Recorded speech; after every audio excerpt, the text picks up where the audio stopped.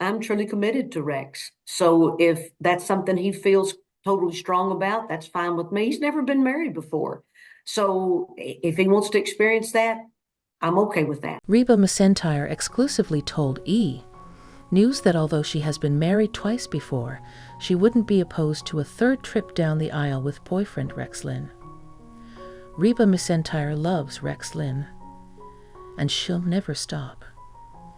The I'm a Survivor singer has tried her hand at marriage twice before, but she's not saying no to a third trip down the aisle with her boyfriend of 4 years.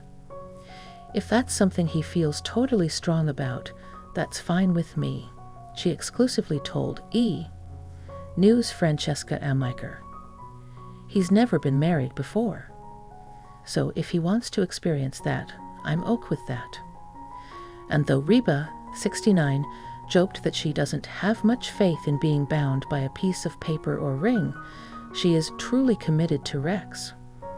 In fact, the two have been pretty much inseparable ever since June 16 of 2020, when they reunited after she guest starred on his show Young Sheldon that January. It was just like a magnet, Reba, who was married to Charlie Battles from 1976 to 1987 and to Narvel Blackstock from 1989 to 2015, recalled of their reunion. We didn't get to see each other from January till June 16, but we created an intimacy by texting and talking over the telephone that we wouldn't have gotten if we'd have been together all of that time. And the love she shares with Rex, who she's known since 1991, has even helped the voice coach feel more confident in herself.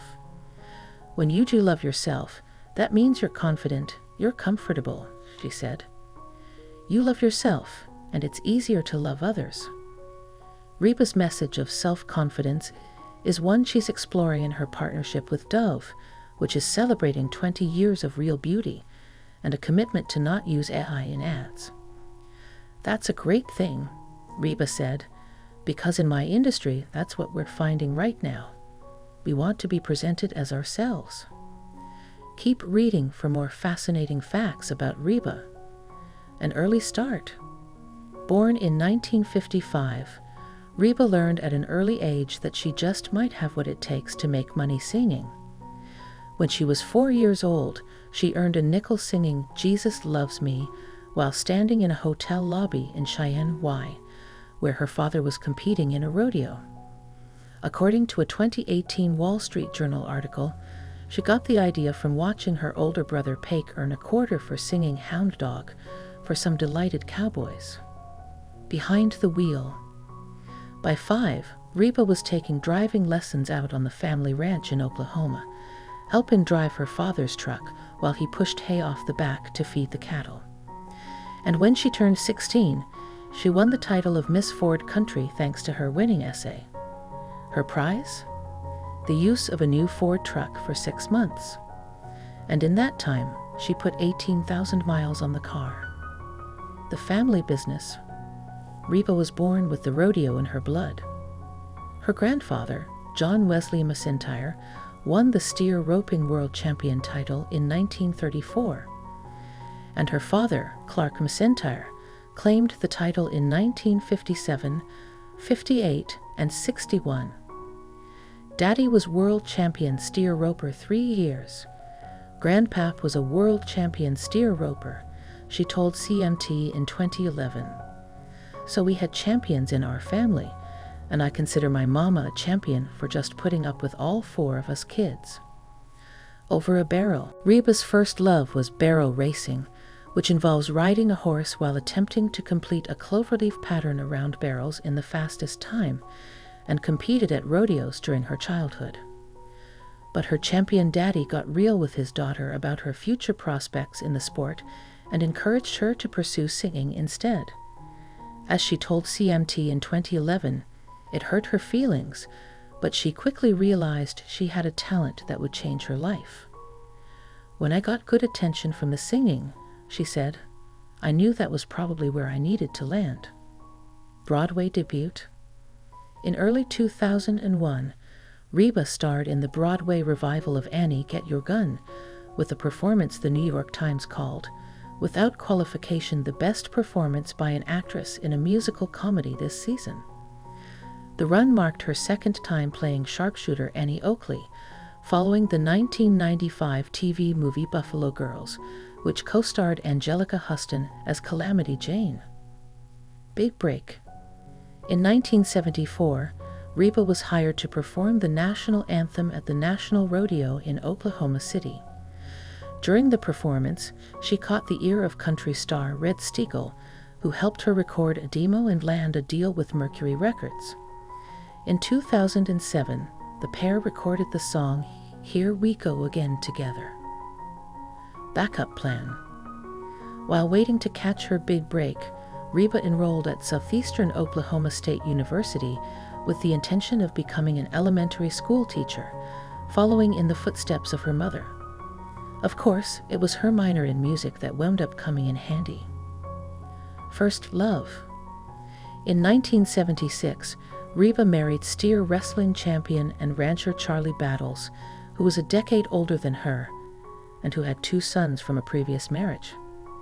Until their divorce in 1987, the couple shared a ranch in Oklahoma. Upon splitting, Reba left her home state and made her way to Nashville to further her career. A Rocky Opry.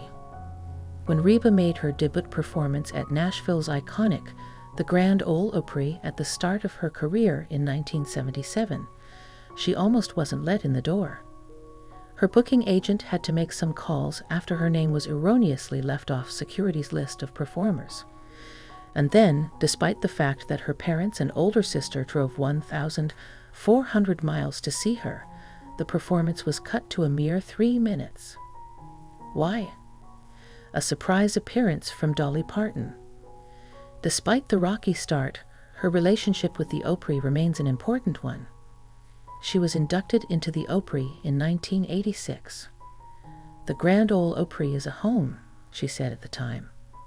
"It's a family. It's like a family reunion when you come back and get to see everybody." A fancy story.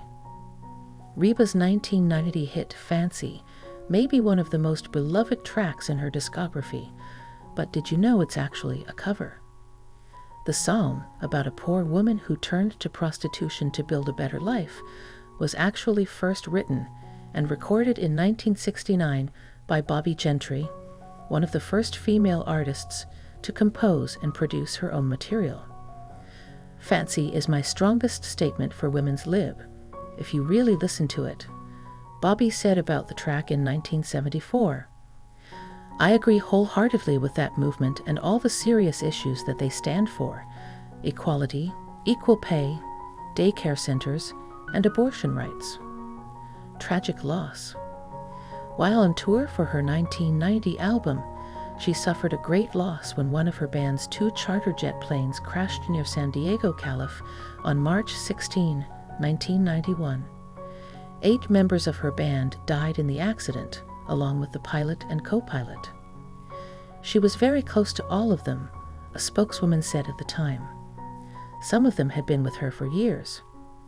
Reba is totally devastated by this. It's like losing part of your family. Despite the tragedy, she took the stage at the 63rd Academy Awards just days later, on March 25, to perform her Best Original Song nominee. Her 16th album, For My Broken Heart, was released in October and dedicated to those who perished in the accident. No Faith. Back at the beginning of Faith Hill's career, she auditioned to be one of Reba's backup singers and didn't get the gig. The woman who did, Paula K. Evans, was one of the 8 people to lose their lives in a tragic plane crash in 1991. "Well, I didn't get it because I wasn't good enough. I don't think it was because I don't think fate had anything to do with that for me. I wasn't a great background singer, and I didn't get the part," Faith told Larry King in 2006. "But the first thing I thought when that happened, obviously, is I thought about the families of those that were lost, and I thought about Reba and Narvel." A year after that interview, Faith and Reba released a duet entitled Sleeping with the Telephone. Acting debut. Bit by the acting bug thanks to her music videos, Reba made her film debut in the 1990 cult classic horror comedy Tremors alongside Kevin Bacon. She played Heather Gummer in the film, which told the story of a group of people living in Nevada fighting for their lives against subterranean worm-like creatures, and developed such a strong interest in acting as a result that she made it her second career. A Reba by any other name. When Reba's eponymous sitcom debuted on the WB in 2001, it almost did so by a different name. When the show was developed and pitched to the singer, it had been originally written with her character named Sally. She then convinced producers that fans would respond better if the show used her real name, and Reba Nell Hart was born. Nell is also Reba's actual middle name. The show ran until 2007, so it looks like she was right. Missed the boat. Reba's acting career almost took off in a huge way in the mid-90s when director James Cameron cast her as the unsinkable Molly Brown in his epic blockbuster Titanic. However, when it became clear that production on the film would extend well beyond initial plans, she was forced to turn the role down as she had previously scheduled concert engagements that conflicted. The role, of course, went to Kathy Bates. A decade later, Reba and Kathy teamed up for the 2006 adaptation of Charlotte's Web, lending their voices to Betsy and Bitsy. My Son, the Race Car Driver. Reba's son with ex-husband Narvel, 33-year-old Shelby Blackstock, began a career as a race car driver in 2011, a decision that made his mama want to pass out. When I first went to the Daytona Speedway, and he was racing at Daytona, they dropped that green flag and here they come, racing around, she said during a 2018 interview on the Rachel Ray Show. And I was sitting there filming him, and all could see was his car, and then underneath the helmet was this little bitty baby face. It just broke my heart. I was like, what a hoax. In 2012, Reba found herself the subject of a bizarre story circulating on the internet that claimed the icon had plunged to her death while filming a movie in a mountainous region of Austria. There is a rumor going around that I died after falling off a mountain in Austria yesterday while shooting a movie, she wrote on Twitter. While I would love to be shooting a movie in Austria, I definitely did not fall off a mountain. Nor am I dead. I am alive and kicking. Oh well, she added, have a great day. When friends become family. When Kelly Clarkson married now ex-husband Brandon Blackstock in 2013, the OG American Idol became family with Reba, as the country icon had been married to Narvel Blackstock, Brandon's father, since 1989. Thrilled to death to have my buddy as my daughter-in-law, Reba told E! News at the time. I mean, who could ask for more?